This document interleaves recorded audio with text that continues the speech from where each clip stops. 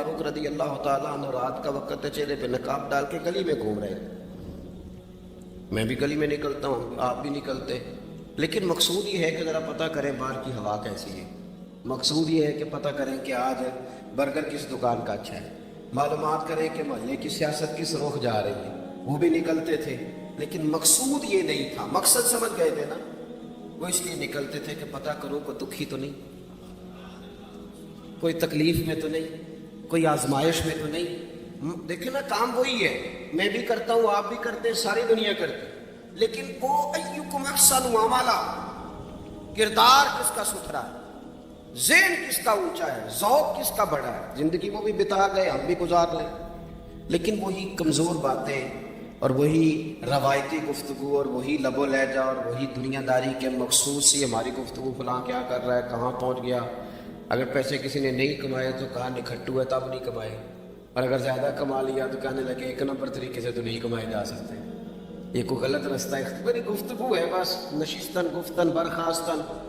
تو اعلیٰ کام، اعلیٰ کردار ان لوگوں، حضرت عمر گزر رہے تھے. تو غلام ساتھ تھا، ایک شخص کو دیکھا کہ مدینے کے باہر خیمہ لگایا ہوا ہے. بھئی خیریت ہے، یہاں خیمہ تو لگایا؟ کہنے لگا امیر المومنین سے ملنے آیا ہوں، رات ہو گئی تھی تو سوچا یہیں قیام کر لیتا ہوں، صبح ان سے ملوں گا. تو فرمایا اندر کسی کے درد سے کراہنے کی آواز آتی ہے. کہنے لگا میری بیوی ہے اور بچے کی ولادت کا وقت آ گیا، تکلیف میں. حضرت عمر دوڑے گھر گئے، اپنی اہلیہ سے کہنے لگے نیکی کمانے کا ارادہ ہے؟ اس نے کہا ہے. مقصد سمجھ گئے تھے نا وہ لوگ، بالکل ہے. فرمایا جو ضرورت کی چیزیں ولادت کے وقت ہوتی ہیں لے لیں، کچھ گھی لے لیا، کچھ چنے لے لیے، کچھ ضرورت کی چیزیں لے لی، خاتون کو ساتھ لیا. یہ خاتون اول کی بات کر رہا ہوں میں، یہ خاتون اول کی بات کر رہا ہوں. حضرت فاروق اعظم رضی اللہ تعالیٰ عنہ امیر المومنین ہے. حضرت عمر نے اپنی اہلیہ کو ساتھ لیا، جہاں وہ شخص تھا وہاں آئے. اہلیہ نے حضرت عمر کے ذمہ کام لگایا، آگ جلا لیں، یہ تیل لے لیں، فلاں فلاں چیز گھی میں ڈال لیں، بنانی شروع کر دیں. فاروق اعظم نے ہاتھ کے اندر پکڑا ہوا برتن، چمچہ، ڈوئی بھی آگ نہیں ہے، پنجابی ہے نا تو وہ کام کر رہے ہیں، چلا رہے ہیں، آگ جلا رہے ہیں. خاتون اندر ڈیوٹی کر گئی. تو وہ شخص جو تھا نا جس کی بیوی تھی، وہ کہتا ہے میں 2-3 دفعہ کا غلام ادھر آ، فلانی چیز بتا. میرے ذہن میں یہ تھا کہ امیر المومنین نے کو بندہ کھڑا کیا آنے جانے والے مسافروں کا خیال کرے. میرے سے 2-4 دفعہ میں نے اپنے لفظوں میں بات بھی کہہ دی، لیکن جب اندر میرے بچے کی ولادت ہوئی تو اندر سے میری بیوی بولی اور حضرت عمر کی اہلیہ بولی اور بول کے کہنے لگی امیر المومنین مبارک ہو، آپ کے دوست کو رب نے بیٹا دیا ہے. وہ شخص کہتا ہے میں باہر کھڑا تھا، وجود تڑپ گیا، آنکھیں برس پڑی، کبھی نہیں رویا تھا پر کیفیت عجیب بن گئی. کوئی تقریر نہیں سنائی، کوئی اعلیٰ شعر نہیں انہوں نے پڑھا. میں نے یوں لے کر ان کے سر سے پاؤں تک دیکھا. میں نے کہا یہ وہی شخص ہے جس کا نام لے تو کیسر و کسرا کانپ جاتے ہیں، یہ وہی شخص ہے. میں نے جمعے میں کہا تھا کہ روب کپڑوں کا نہیں ہوتا، روب تو دیانتداری کا ہوتا ہے.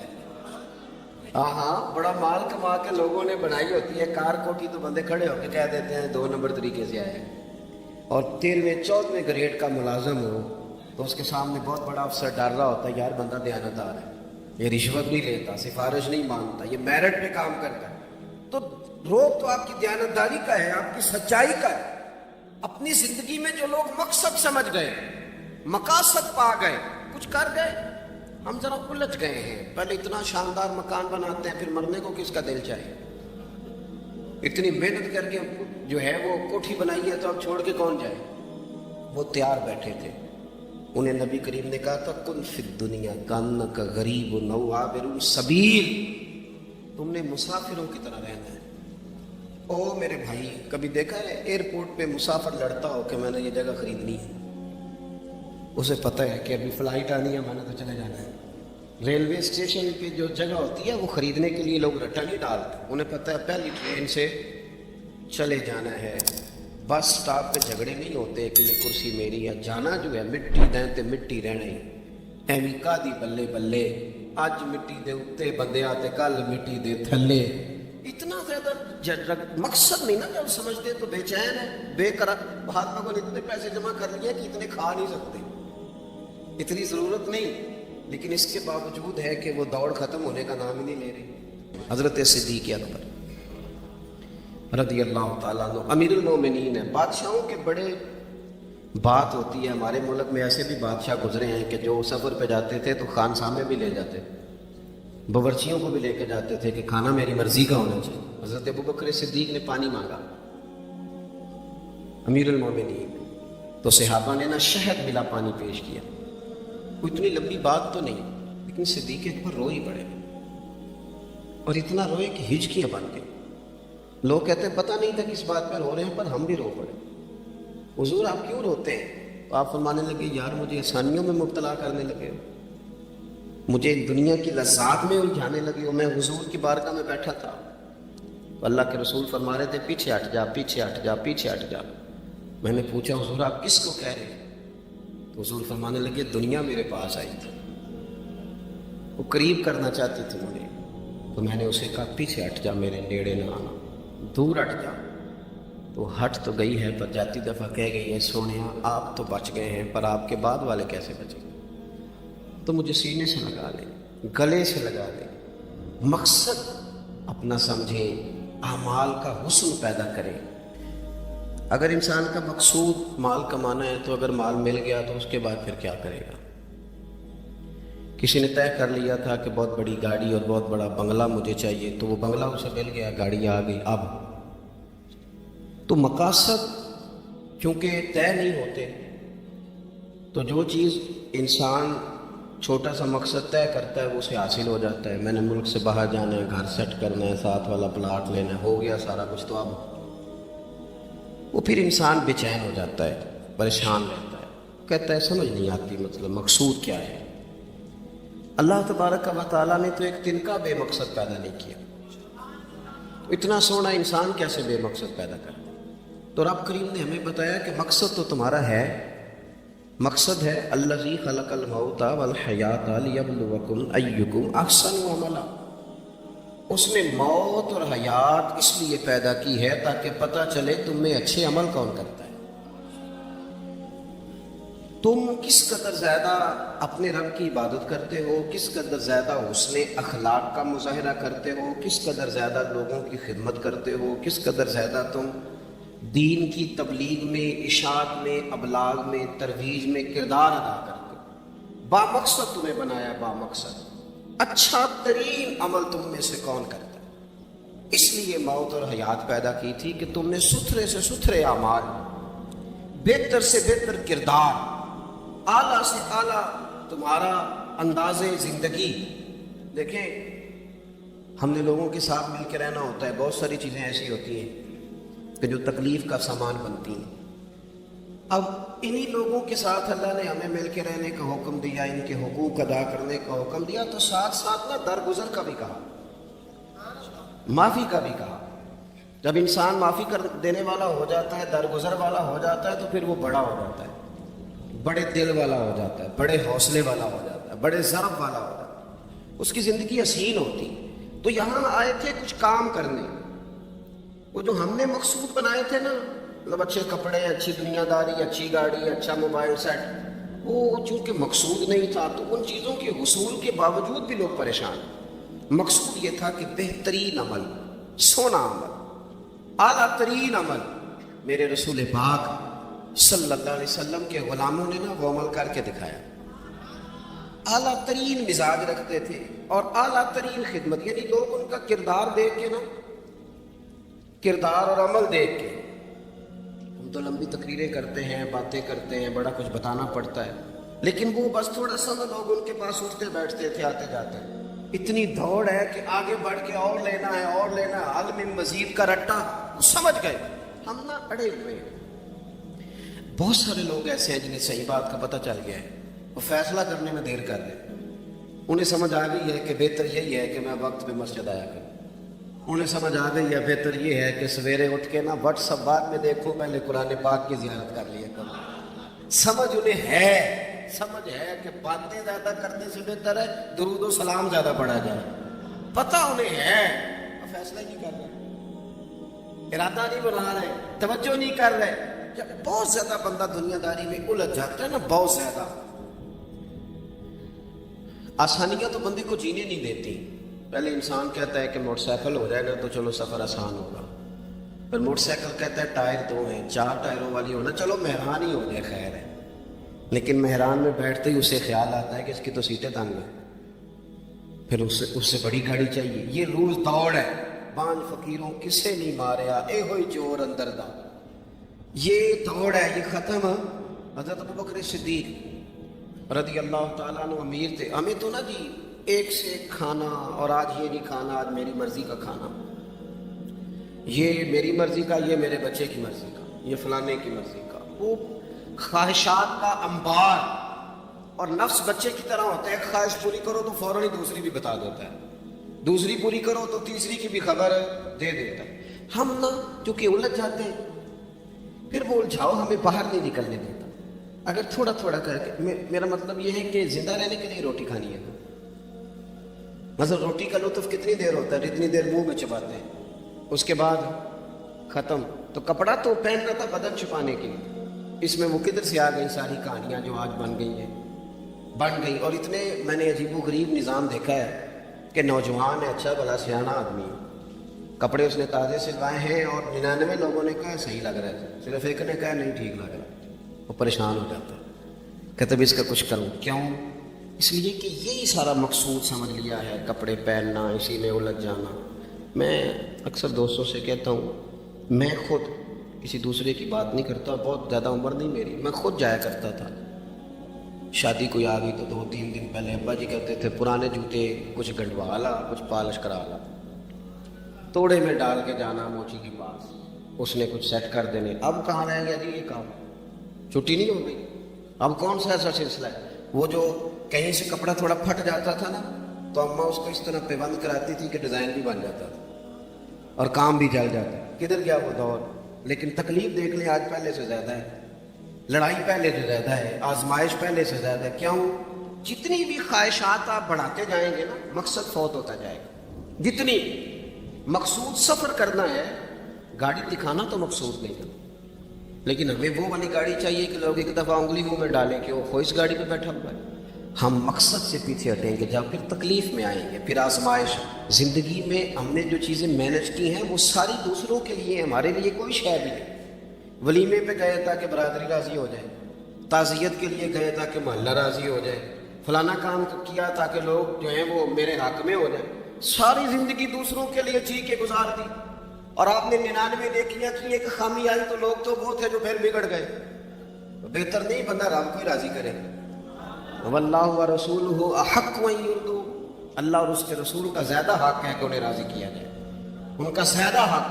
اپنی زندگی میں معاملات کو ترتیب دیں, ایک مخصوص ذہن بنائیں. اتنا سویرے قرآن شریف پڑھنا ہے, اتنا درود پاک, اور یہ راز ہو ہمارا اور ہمارے رب کا, یہ راز ہو. اتنی دیر مصلی پہ بیٹھنا ہے.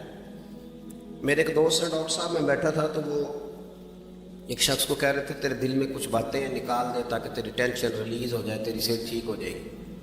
تو بندہ کہہ رہا تھا اچھا ٹھیک ہے ڈاکٹر صاحب. تو میں نے کہا کہ اگر آپ اجازت دیں تو ایک بات میں بھی کر لوں.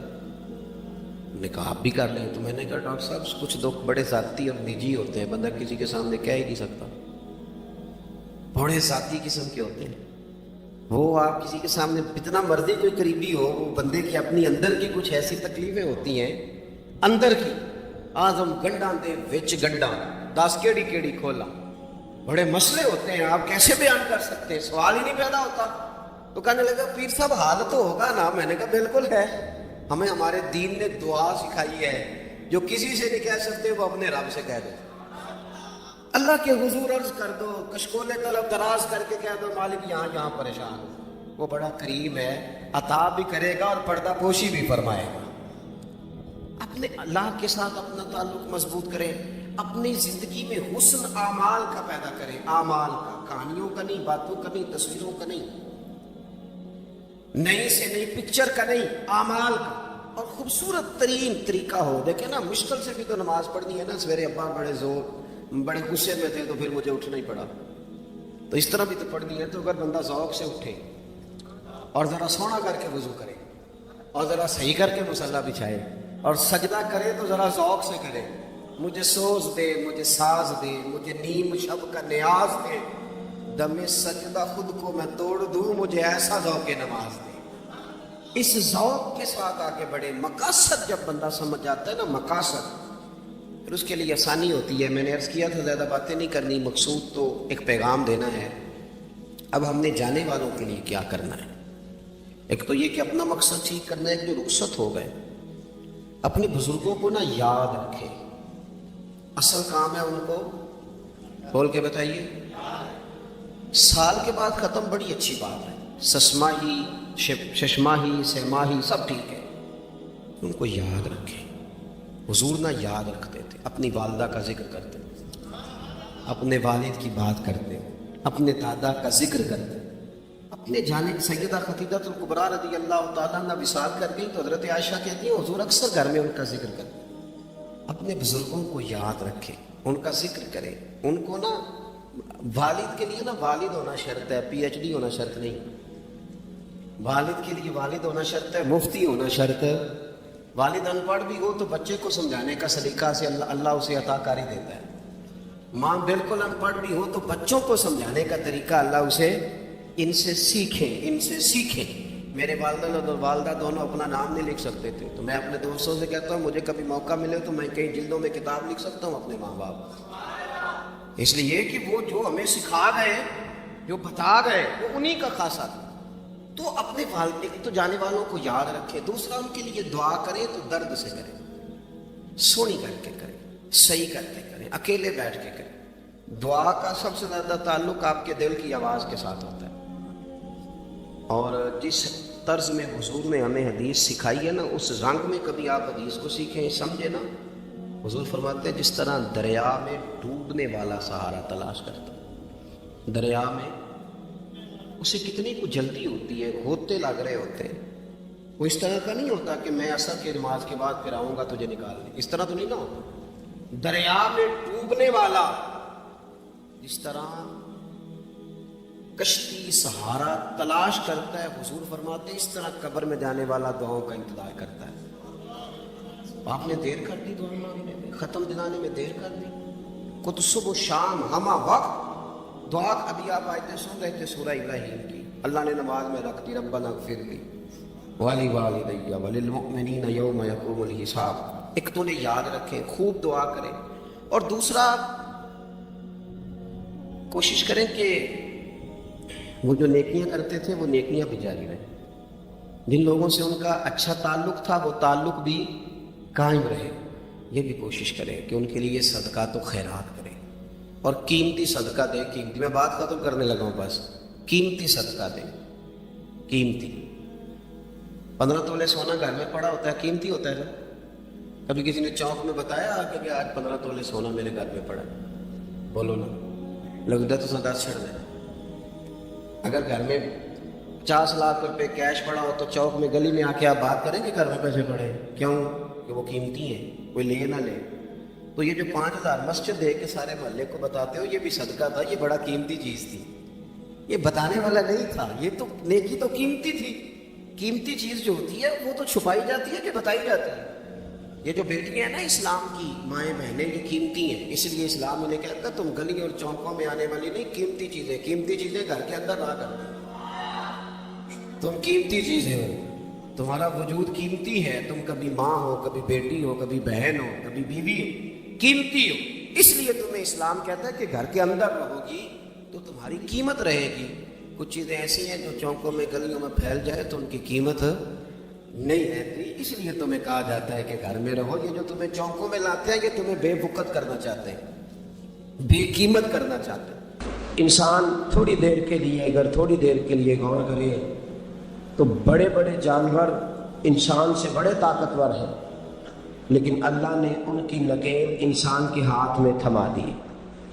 اتنا بڑا جہاز ہے، ٹنوں وزن لے کے چل رہا ہے، انسان کے بس کی بات نہیں کہ وہ کئی لوگ لگ کے بھی اس کو اٹھا سکے، لیکن اللہ نے اس کے قبضہ و اختیار میں کر دیا ہے۔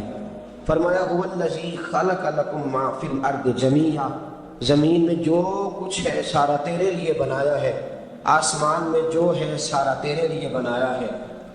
وما خلقت الجن والانس الا لیعبدون، فرمایا کل کائنات میں نے تیرے لیے بنائی ہے اور تجھے میں نے اپنی عبادت کے لیے پیدا فرمایا ہے۔ تو جنوں اور انسانوں کو اللہ نے اپنی عبادت کے لیے تخلیق فرمایا۔ مقصد زندگی، مقصد تخلیق، دنیا میں آنے کا مقصد اولین اور مقصد آخری اللہ کی عبادت، اللہ کی معرفت، اللہ کی طرف توجہ، اللہ کی طرف رجوع، یہی ایک مقصد تھا انسان کے آنے کا۔ اسی کو قرآن نے بیان کیا تھا۔ اپنے اپنے مقاصد، درود شریف پڑھنے والوں سے بلند صلاۃ و سلام علیک یا سید یا رسول اللہ۔ اپنے اپنے مقاصد، اپنے اپنے معاملات کو ہم نے ترتیب دے لیا ہے۔ صبح سے شام تک کے معاملات سارے کے سارے ہمارے ذاتی، نجی اور ہمارے اپنے بنائے ہوئے مقاصد کے تحت گزر رہے ہیں۔ حالانکہ رب کریم نے فرمایا کہ انسان، میں نے تجھے اپنی عبادت کے لیے بنایا ہے، اپنے لیے تجھے بنایا ہے، تو میری بارگاہ میں سجدہ ریز ہو، تو میری بارگاہ کی طرف توجہ کرے، تو میرے لیے تسبیح پڑھے، تو تہلیل کے جملے بولے، تو تکبیر کہے، تو میرے محبوب پہ نازل ہونے والے قرآن کی تلاوت کرے۔ تجھے تو اس لیے بنایا تھا۔ عبادت کا معنی یاد رکھیے گا، عبادت کا معنی فقط نماز پڑھنا نہیں، عبادت کا معنی صرف نماز پڑھنا نہیں۔ نماز عبادت کا ایک جز ہے، نماز عبادت کا ایک حصہ ہے۔ عبادت نماز پڑھنے کا نام نہیں، عبادت روزہ رکھنے کا نام نہیں، عبادت صرف اور صرف حج کرنے کا نام نہیں، فقط ذکر و فکر کرنا عبادت نہیں، بلکہ اللہ کا حکم ماننے کا نام عبادت ہے۔ خدا رسول کی بات ماننے کا نام عبادت ہے۔ جہاں جانے کا خدا حکم دے وہاں چلے جاؤ، یہ عبادت ہے۔ جہاں جانے سے منع کر دے وہاں کبھی نہ جاؤ، یہ عبادت ہے۔ اگر نماز پڑھنے کا نام ہی عبادت ہوتا تو پھر فجر کے وقت کیوں پڑھنی پڑتی؟ پھر ظہر میں ہی کیوں فرض ہوتی؟ پھر عصر کا وقت مغرب میں جا کے کیوں نہ شروع کیا جاتا؟ پھر انسان کی مرضی تھی جب پڑھ لیتا۔ فرمایا نہیں، عبادت میری ہے، اصل میری اطاعت ہے۔ میں جب کہوں کہ یہ فجر کا وقت ہے تو تجھے فجر مان کے پڑھنا، جب کہوں ظہر کا وقت ہے تو ظہر مان کے۔ ہم نے عبادت کو مخصوص کر دیا، مسجد میں چلے جانا، نفل پڑھ لینا، کچھ دیر قرآن شریف پڑھ لینا، کچھ دیر اللہ کی عبادت کر لینا، کچھ دیر ذکر اذکار کر لینا، اس کا نام عبادت ہے۔ اور باہر نکل کے بے شک جھوٹ بولے، باہر نکل کے بے شک غیبت کرے، باہر نکلے اور کم تولے، باہر نکلے اور اپنی من مرضی کرے، تو یہ عبادت نہیں۔ اس لیے کہ ہم اس خدا کے ماننے والے ہیں جو صرف مسجد میں نہیں ہوتا، بلکہ جلوہ تیری ذات کا کو بکو ہے، میں جدھر دیکھتا ہوں ادھر تو ہی تو ہے۔ ہمارا خدا صرف مسجد میں نہیں ہے، اللہ ہر جگہ ہے۔ جے میں تینوں اندر جانا پھر مقید جانا، جے میں تینوں باہر سمجھا اندر کون سمانا، اندر بھی تو ہے باہر بھی تو ہے، بچ بلا کون نمانا۔ اصل بات یہ ہے کہ جب خدا ہر جگہ ہے تو اللہ تبارک و تعالیٰ کا حکم ہر جگہ ماننا ہے، ہر جگہ اطاعت کرنی ہے، ہر لحاظ سے۔ رب کی بات ماننے کا نام عبادت ہے، اللہ کی، اس کے رسول پاک صلی اللہ علیہ وسلم کی بات ماننے کا نام، توجہ ہے آپ کی میری بات پہ؟ عبادت کا مفہوم سمجھیے گا، عبادت کا مفہوم سمجھیے گا۔ ہمارا وہ دین نہیں جو پنڈتوں، جوگیوں، راہبوں کا مذہب ہے کہ جنگلوں میں نکل جاؤ، تسبیح لے لو، میں کھٹکتا ہوں دل عالم میں کانٹے کی طرح اور تو فقط اللہ اللہ اللہ۔ یہ مذہب نہیں۔ ہمارا دین کہتا ہے مسجد میں بیٹھ کے جو ذکر کرے گا اسے بھی ثواب ملے گا، اور جو محنت کر کے کما کے بچوں کو کھلائے گا اسے بھی ثواب ملے گا۔ ہمارا دین یہ کہتا ہے جو مسجد میں بیٹھ کے قرآن پڑھے گا اسے بھی ثواب ملے گا، اور جو گلی میں پڑا ہوا کانٹا اٹھا دے گا اسے بھی اللہ اجر عطا فرمائے گا۔ اللہ کا حکم ماننا، اللہ کا حکم ماننے کا نام عبادت۔ محمود غزنوی کے پاس ہیرا ہے، محمود غزنوی کے بڑے غلام تھے تو ایک بڑا پیارا تھا اسے، آپ جانتے ہیں اس کا نام کیا تھا؟ ایاز محمود غزنوی کو بڑا تو حسد شروع ہو جاتا ہے ہر جگہ، اللہ ماشاءاللہ۔ لوگ کہنے لگے بادشاہ ہر وقت اسی کو پیار کرتا رہتا ہے، ہر وقت اسی کی طرف توجہ کرتا رہتا ہے۔ بادشاہ نے ایک دن آزمانا چاہا، اتنا ہیرا تھا، موٹا ہیرا بادشاہ کے پاس۔ بادشاہ نے ایک وزیر صاحب کو بلایا، کہا یہ اینٹ پکڑو، ہیرے پہ مارو، اسے توڑ دو۔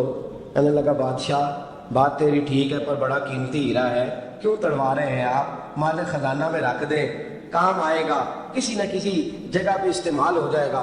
آپ کیوں اس کو تڑوانے کی ضد کر رہے ہیں؟ بادشاہ سلامت نے کہا اچھا تم نے ٹھیک مشورہ دیا، میں ہی جذبات میں آ گیا تھا۔ ایک دوسرے آدمی کو بلایا، اس کو کہا یہ ہیرا توڑنا ہے۔ اس نے کہا بادشاہ مجھے لگتا ہے پوری دنیا میں اتنا موٹا ہیرا تیرے پاس ہے، کسی اور کے پاس نہیں ہوگا، یہ توڑنے کی چیز نہیں، تجوری میں سنبھالنے کی چیز ہے، اسے سنبھال کے رکھ۔ تیسرے کو بلایا، چوتھے کو بلایا، جس کو بھی بلاتا رہا وہ بادشاہ کو سمجھاتا رہا، جس کو بلایا بادشاہ کو سمجھایا۔ ایاز کی باری آئی، کہا ایاز ادھر آ، توجہ ہے آپ کی، ایاز ادھر آ، یہ ہیرا تو توڑ دے۔ اس نے اینٹ پکڑی، زور سے ماری، ہیرا توڑ دیا۔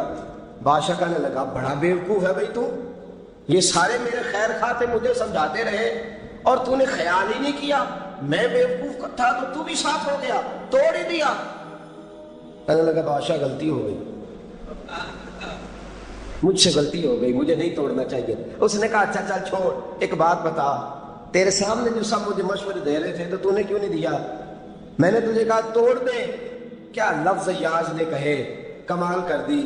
کہنے لگا بادشاہ میرے دل میں خیال آیا ہیرا ٹوٹتا ہے تو ٹوٹ جائے، میرے بادشاہ کا حکم نہیں ٹوٹنا چاہیے، یہ ٹوٹتا ہے تو ٹوٹ جائے، یہ کرچی کرچی ہوتا ہے تو ہو جائے، خزانہ خالی ہوتا ہے تو ہو جائے، لیکن میرے مالک کا حکم نہیں ٹوٹنا چاہیے۔ بادشاہ میں ہر چیز توڑ دوں گا پر میں تیرا حکم نہیں توڑ سکتا۔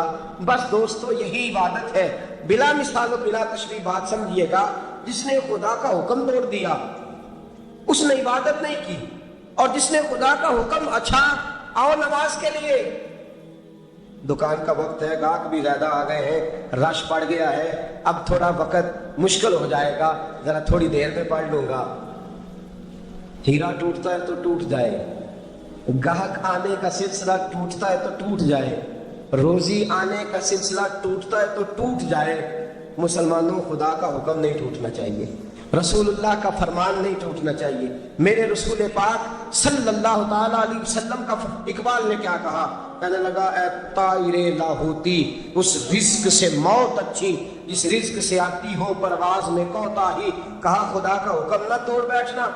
اور عبادت بھی جس کو اللہ کہہ دے وہ عبادت ہے۔ ایک بندہ زوال کے وقت نماز پڑھنے کھڑا ہو جائے تو ہو جائے گی، کیوں؟ نماز نہیں پڑھ رہا؟ اچھا میں آپ کو روایت سناتا ہوں، شیر خدا مولا کائنات حضرت علی المرتضیٰ رضی اللہ تعالیٰ عنہ فرماتے ہیں رسول پاک صلی اللہ علیہ وسلم نے ہمیں منع فرمایا یا جب عید الفطر کا دن ہو یا عید الاضحیٰ کا دن ہو تو تم نے کیا کرنا ہے؟ فجر کی نماز پڑھنی ہے، اس کے بعد اشراق چاشت نہیں پڑھنی، فجر سے لے کر عید کی نماز تک درمیان میں کوئی نماز نہ پڑھنا، جب عید کی نماز ہو چکے پھر تمہیں اجازت ہے جتنے مرضی نفل پڑھو، لیکن فجر سے لے کر عید تک تم کوئی اور نماز نفل درمیان میں نہ پڑھنا۔ حضرت علی المرتضیٰ شیر خدا کا زمانہ ہے، عید کا اعلان ہو گیا، عیدگاہ میں لوگ کٹھے ہو رہے ہیں، ایک شخص دوڑا آیا، اس نے آ کے نماز کی نیت باندھ لی۔ توجہ ہے آپ کی؟ میں نے کہا عبادت ہے خدا کا حکم ماننے کا نام۔ حضرت علی رضی اللہ تعالیٰ عنہ نے نماز کے بعد اس شخص کو بلا فرمایا ادھر آ، تجھے نہیں پتا کہ جب تک عید کی نماز نہیں ہوتی کوئی اور نفل نہیں پڑھیں گے؟ کہنے لگا جی میں نے نماز ہی پڑھی ہے، کوئی جرم کیا ہے؟ نماز پڑھی ہے نا، میں نے سجدہ کیا ہے، کوئی جرم ہے؟ حضرت علی نے تلوار نکال لی، فرمایا جو مصطفیٰ کی سنت توڑ کے نفل بھی پڑھے گا میں اس کا بھی سر قلم کر دوں گا، جو رسول پاک کے حکم کے خلاف عبادت بھی کرے گا اس کو بھی قتل کر دیا جائے گا۔ توبہ کر۔ یاد رکھیے گا عبادت خدا رسول کی بات ماننے کا نام ہے۔ آپ سویرے 8 بجے اٹھ کے کھڑے ہو جائیں کہ میں نے تو فجر پڑھنی ہے، فجر کا وقت 8 بجے نہیں ہوتا، وہ گزر گئی 4 بجے، 4:15 بجے ہو چکا ہوا۔ ایک شخص شام 7 بجے کھڑا ہو جائے کہے جی میں تو ظہر کی نماز 7 بجے پڑھا کروں گا، یہ کیسے ممکن ہے؟ اس کا وقت تو 2 بجے کے راؤنڈ اباؤٹ ہے، تجھے اسی وقت ادا کرنی۔ یاد رکھیے گا عزیز ساتھیو، عبادت اللہ کا حکم ماننے کا نام ہے، لیکن عبادت کی بہت بڑی جو ایک رکن ہے، عبادت کا بہت بڑا جو ایک جز ہے وہ نماز پڑھنا ہے، بہت بڑا جز۔ حضرت محمد بن ابی بکر حضرت صدیق اکبر کے صاحبزادے رضی اللہ تعالیٰ عنہ کیا فرماتے ہیں؟ فرماتے ہیں مسلمانوں بڑے نصیبوں والے ہو، بڑے نصیبوں والے ہو، تمہیں تو اللہ کی بارگاہ میں جانے کے لیے اجازت ہی نہیں لینی پڑتی، اللہ نے تمہارے لیے دروازہ ہی کھول دیا ہے۔ جب دل کیا وضو کیا نماز کی نیت باندھی اللہ کے دروازے کھل گئے اور بغیر کسی ترجمان کے تم نے اپنے رب سے بات کرنی شروع کر دی. عبادت ایسی نعمت ہے, اللہ کی بارگاہ میں کھڑے ہونا سجدہ کرنا اتنی بڑی فضیلت کی بات ہے. یہ حدیث میرا خیال ہے آپ کو کبھی بھولنی نہیں چاہیے. سید عالم نور مجسم شفیع معظم صلی اللہ علیہ وسلم نے فرمایا بتاؤ اگر کوئی کسی کے گھر مہمان جائے تو میزبان اس کے ساتھ کیا سلوک کرے گا؟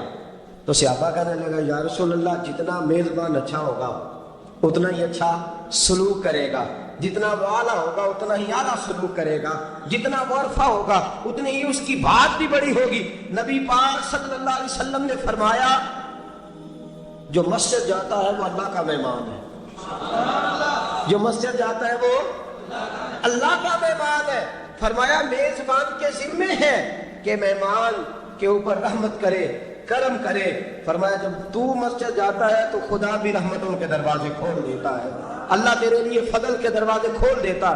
نبی پاک صلی اللہ تعالی علیہ وسلم نے فرمایا جب تو اپنے گھر سے مسجد جانے کے لیے ابھی نکلتا ہے, ابھی تو گیا نہیں, ابھی تو نکلا ہے, فرمایا تو نے سیدھا پیر اٹھایا ہے تو تیرا ایک درجہ بلند ہو گیا ہے, تو نے الٹا قدم اٹھایا ہے تو تیرا ایک گناہ معاف ہو گیا ہے, پھر تو نے سیدھا قدم اٹھایا ہے تو تیرا ایک درجہ بلند ہو گیا. اپنی اپنی طبیعت ہے نا. حضور نے حدیث سنائی, حضرت سیدنا اسید بن حذیر رضی اللہ تعالیٰ عنہ دیہاتی آدمی تھے, مسجد نبوی سے دور گھر تھا, مسجد آنے جانے کے لیے گدھا رکھا ہوا تھا, گدھے پہ بیٹھ کے مسجد آتے تھے, نماز پڑھ کے اسی پہ بیٹھ کے لوٹ جاتے تھے. جس دن حضور نے فرمایا نا ایک قدم پہ ایک گناہ معاف ہوتا ہے, ایک قدم پہ ایک نیکی ملتی ہے, گدھا گھر ہی چھوڑا ہے. صحابہ کہنے لگے یار دور کا تیرا سفر ہے, تم آرام سے گدھے پہ آ جا. کہنے لگے کیوں, میں تو گدھے پہ آؤں, میں تو روز پیدل آؤں گا, تم سب کے تھوڑے تھوڑے گناہ معاف ہوں گے, تھوڑے تھوڑے درجے بلند ہوں گے. میں نے چونکہ دور سے آنا ہے اللہ میرے زیادہ گناہ معاف فرمائے گا, میرے زیادہ درجے بلند فرمائے گا, میرے اوپر زیادہ کرم نوازی فرمائے گا. جو مسجد کی طرف چل کے آیا ایک ایک قدم پر اللہ اس کے درجے بلند کرے گا, ایک ایک قدم پہ اللہ اس کے گناہ معاف کرے گا. نبی پاک صلی اللہ تعالی وسلم کی اپنی سنت کیا ہے؟ حضرت زید بن ثابت رضی اللہ تعالیٰ عنہ فرماتے ہیں میں ایک دن حضور کے ساتھ مسجد کی طرف نکلا. جب ہم جانے لگے نا تو جو رسول پاک کا انداز تھا نا چلنے کا وہ بڑا پیارا ہوتا تھا, دھیما سا چلتے تھے, نظر مبارک جھکی رہتی تھی. سید عالم صلی اللہ علیہ وسلم کی ادائیں ایسی حسین تھیں, تیری سیرت تیری صورت زمانے سے نرالی ہے, تیری ہر ایک ادا پیارے ادائیں بے مثالی ہے. فرمایا جھکی جھکی نظروں سے حضور چلتے تھے. آج میں ساتھ ہوں, پہلے بھی کئی دفعہ ساتھ تھا, مسجد کی طرف جا رہے تھے, کسی جگہ سے واپس لوٹے تھے, کسی کے گھر سے مسجد جا رہے تھے. فرمایا ہلکے ہلکے قدم, چھوٹے چھوٹے قدم, آہستہ آہستہ حضور چل رہے ہیں. فرماتے میرے دل میں بار بار خیال آتا کہ یہ حضور کا چلنے کا وہ انداز نہیں جس انداز میں حضور چلتے ہیں. چلتے پہلے بھی دھیما ہے, چلتے پہلے بھی بڑا پروقار ہے, لیکن آج کچھ زیادہ ہی آہستہ چل رہے ہیں, آج قدموں میں زیادہ ہی ٹھہراؤ آ گیا ہے. فرماتے میں بے چین تھا, میرے دل میں تصور تھا, جرت نہیں کرتا تھا پوچھ لوں اے پائے نظر ہوش میں آ یہ کوے نبی ہے, آنکھوں سے بھی چلنا یہاں بے ادبی ہے. جرت نہیں ہوتی تھی کہ پوچھ ہی لوں, استفسار ہی کر لوں. فرماتے ہیں مسجد کا دروازہ آیا, کمال یہ تھا کہ آگے آگے حضور تھے, پیچھے پیچھے میں تھا. جب مسجد کا دروازہ آیا تو حضور نے رخ پھیرا. فرمایا تو سوچ رہا ہوگا کہ میں آہستہ آہستہ کیوں چل رہا ہوں, تو سوچ رہا ہوگا کہ میں آہستہ. ایک شعر ہے, اللہ کرے آپ کو یاد رہ جائے. میں بریلی شریف حاضر ہوا تو میں نے, ہمارے ایک شیخ تھے حضرت صدر العلماء علامہ تحسین رضا صاحب رحمۃ اللہ علیہ, میں نے ان سے کہا حضرت جی کو تازہ شعر لکھ کے دے مجھے, تازہ. تو کہنے لگے لو تازہ شعر آیا ہے, ابھی لکھا ہے. اعلیٰ حضرت فاضل بریلوی کے بھائی تھے مولانا حسن رضا, ان کے پوتے ہیں مولانا تحسین رضا رحمۃ اللہ تعالیٰ علیہ. 2008 میں آپ کا وصال ہوا, تازہ شعر لکھا. کہنے لگے علم غیب رسول کے منکر اس حقیقت کو بھول جاتے ہیں. اللہ کرے آپ شعر کے حسن کو سمجھیں, اور جو شعری ذوق کے لوگ ہیں وہ سمجھیں کہ بات کہاں سے چھیڑی ہے, کہاں تک گئی ہے. علم غیب رسول کے منکر اس حقیقت کو بھول جاتے ہیں.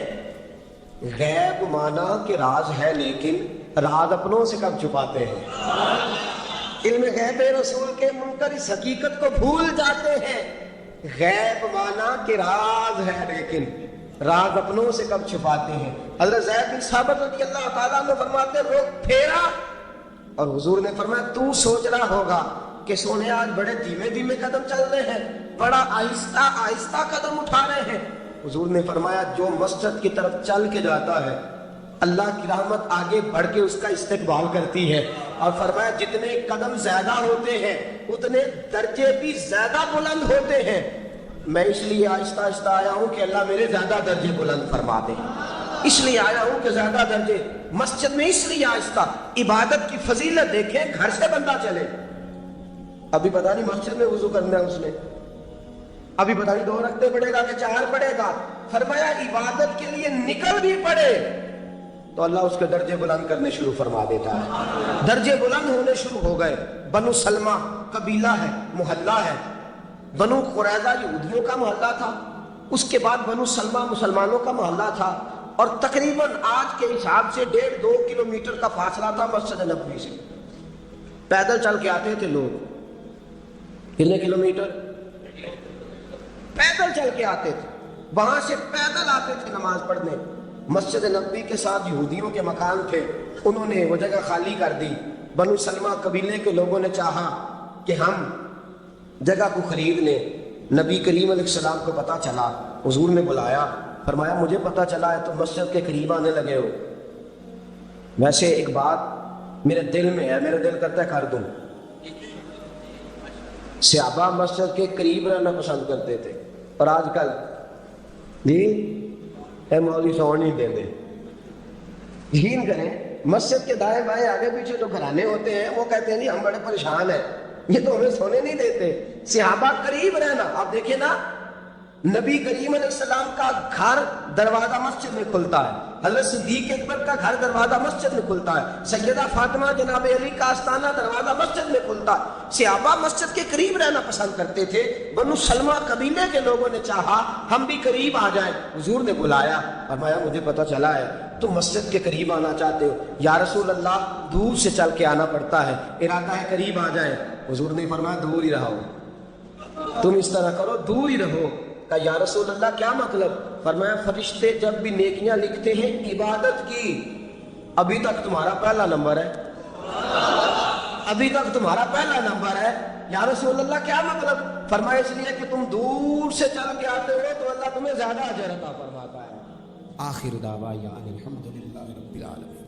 اللہم صل علی سیدنا مولانا محمد. اللہم صل علی سیدنا مولانا محمد. اللہ کے شیر ہے در کرار پر درود, اللہ کے شیر ہے در کرار پر درود, اللہ کے شیر ہے در کرار پر درود.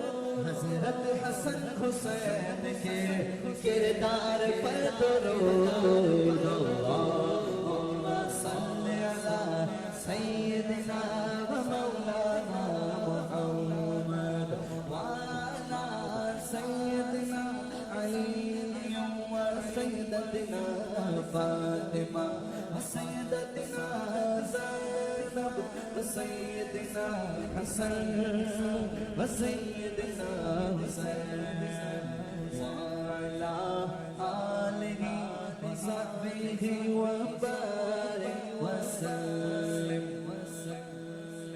زینب کی بارگاہ میں, زینب کی بارگاہ میں سلام نیاز ہے. زینب کی بارگاہ میں سلام نیاز ہے. جو مرتضیٰ کی لاڈلی زہرا کا ناز ہے. اللہم صل علی سیدنا مولانا محمد وعلی سیدنا علی و سیدتنا فاطمہ زینب و سیدنا حسن و سیدنا حسین